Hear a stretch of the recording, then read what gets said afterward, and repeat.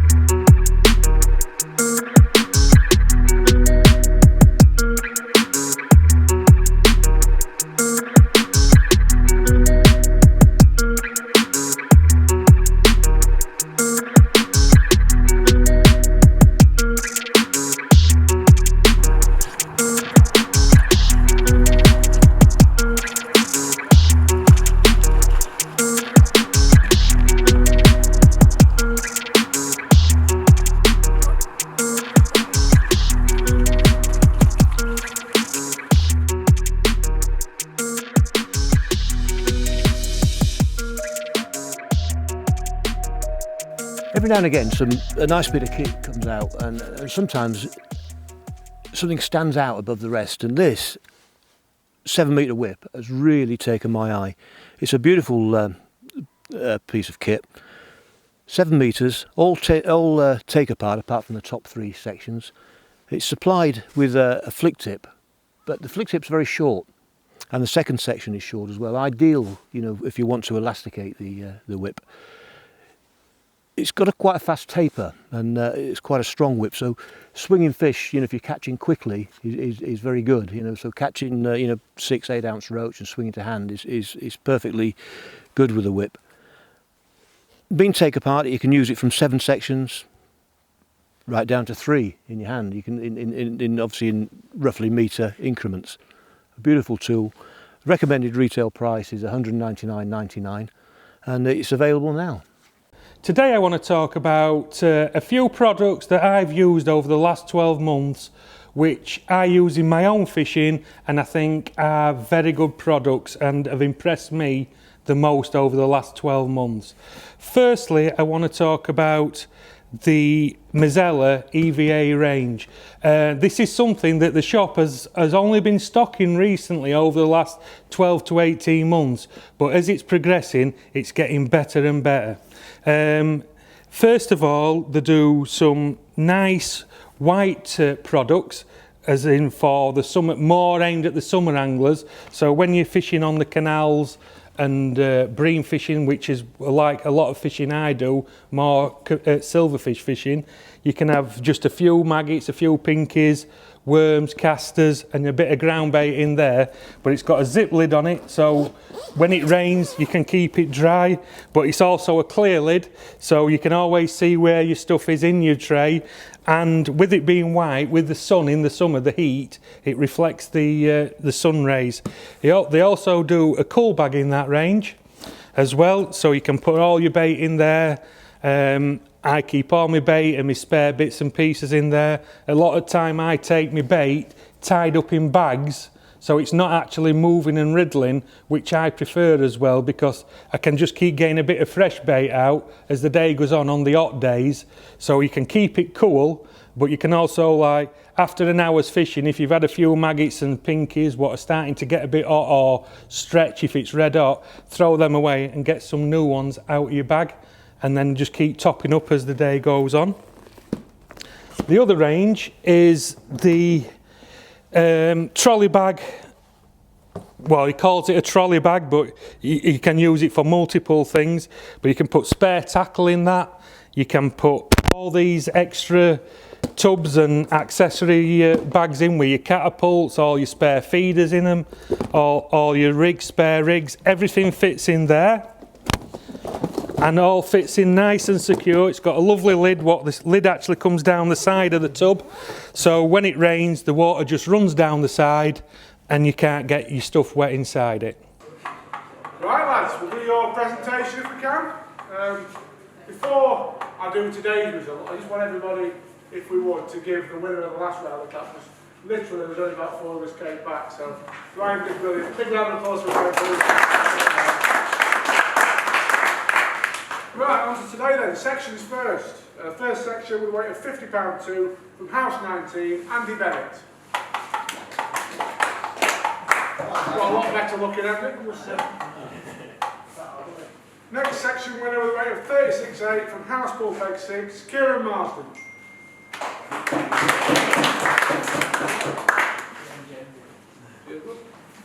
Next section from Extension 22 with 46.12, Alex Hughes. From Extension Peg 4 with 33.2, Paul Holland.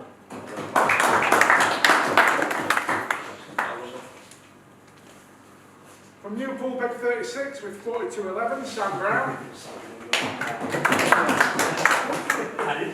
And finally from New Pool Peg 1 with a weight of 24.2, Paul Wheeler.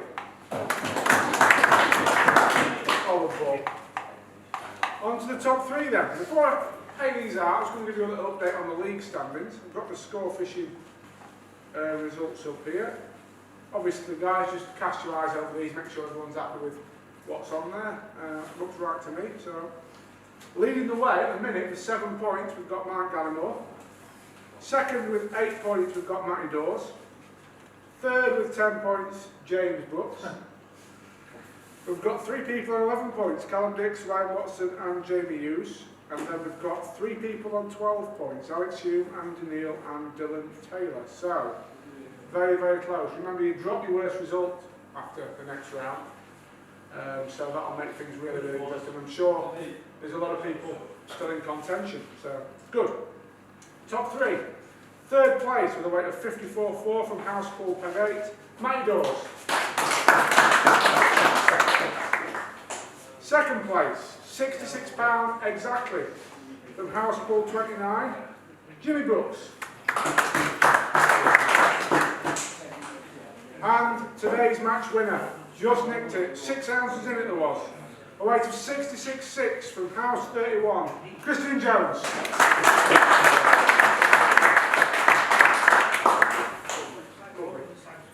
Cheers, lads. Well, I'm joined now by a great friend of mine and the match winner today, Kristian Jones. Fantastic performance, I'd say. Yeah, nice day. Been on 31 on the top pull and I've had a nice day just fishing bread, long, and I've weighed 66 pounds to win the match. It's easy as that? Yeah, easy as that really, yeah. No, don't believe you. Start right at the beginning, come on. You've started the match, what have you done in your first sort of opening gambit? Well, when I was plumbing up, I've noticed quite a few fish topping around the bowl. And I seen Jimmy go in and knock a few fish next to me, so I've started just dobbing in the bowl in the open water in front of me. Started at 13 metres, and I've just nicked an odd fish, and I've just keep working my way out until I've sort of run out of space to fish with sort of an hour to go. On bread? Yeah, got up to sort of 17 metres in the middle of between the islands. And then I've ended up catching a few on maggots long, late on. Let's talk a bit about this bread fishing then. What bread do you use? Warburton's Toasty. I think it's the standard, what everyone uses, it's the best one. Just stays on the up better than other breads. Lovely. And talk me through the rig. Hooks, line? The rig is a 5x10, sorry, Richie Wilson dobber float. I just use a bulk underneath the float and 3 number 12s down the line. Okay. 015 main line and an 010 up length. Size 8, yeah, size 18 F1 pellet, 6 elastic. So you've landed them carp today to £15 on 010 up length? Yeah, I think if you just fish a nice 6 elastic and take your time, you just get them in. Yeah, this time, carp to £15. Right? I will wind them up. Yeah. We've had some large I've had some carp, decent carp, but not to £15. £8. A nice day. Why do you think, Chris, you caught the carp and nobody else did today? Well, it's been strange today. I think there's been 2 pockets of fish. The F1s I've caught a lot shallower. I've caught sort of 2 to 2.5 foot, whereas my carp I've caught quite deep, dobbing quite deep, 3.5 foot. So that's interesting. So you've actually varied the depth that you've been dobbing at quite a lot today. Well, I found most of the F1s were actually sat further away from me. Do you know, they were all sat in between the islands. You could see where the fish were. They were topping. So when I first started, I started quite deep, and my first few fish I've caught have been carp before I've actually caught any F1s. And I think eventually, once I've sort of run out of space, I've had to just come fish a bit shallower, fish quite a longer line, and caught some smaller F1s, a bit shallower. Got you. That's really interesting. I bet a lot of people wouldn't have thought to have varied the depth in that way. To keep in touch with fish, really. That's quite interesting. And then you talk about catching over your feed later in the day. Yeah. Just talk to me about what you did there. Well, every 20 minutes while I've been fishing, I've just been sort of potting, sort of 20, 30 maggots in long, just priming it up. And then I just waited till I could see a few people catching around me, and I thought, you know, catching on the feed, I thought, well, I'll have a drop in now, see if there's some there. And I've just caught sort of 6 or 7 fish, just cad potting maggots, fishing a light rig. Kristian, it's been a fantastic performance. A great start to 2020 for you. That's it, yeah. Bet you're excited now about things to come, aren't you? Long may it continue. Long may it continue. Well done, Mucker. Cheers, pal. Thank you.